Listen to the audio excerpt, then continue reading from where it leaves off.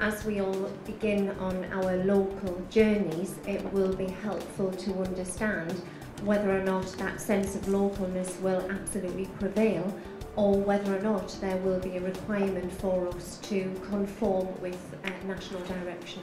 We should be thinking about outcomes first, and outcomes for people, outcomes for populations, and our service design should follow that we design services to deliver outcomes for people, and whether it's green with purple spots on or a triangle with a star on the top, does it really matter? Because it's about the people and health improvement. I would say one word: Manchester. So Manchester isn't on the list in the 5-year forward view, but they're going to come up with something different that works for Manchester. And I think all of us can take quite a lot of confidence from that actually locally developed solutions will win out. And what's happening in Manchester is they're integrating their budgets, their planning, their thinking and power, and they're sharing their power across that patch, and that takes courage and leadership and strong relationships to do.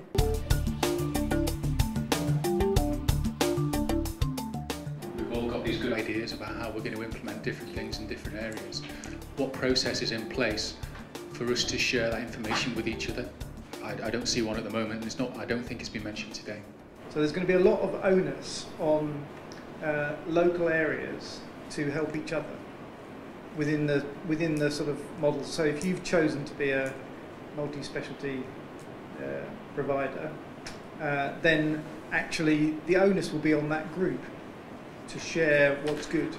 I know when I was setting up CCG development, we tried to get a little system where you could press a little button that said, I've got the same population as Sunderland and Hull, but Sunderland are doing 4 times better on alcohol than me. Press the button, why? And you could get the key contacts and a little bit of... it would be awful if that was lost in terms of your question. So one of the good things of this programme is it's tried to do that. That sort of national support with the ability to drill down regionally, locally, and can't really be lost from the system, because you can't replicate what NHS IQ does 200 plus times across each CCG and beyond. It has to be done on the level it's being done at already.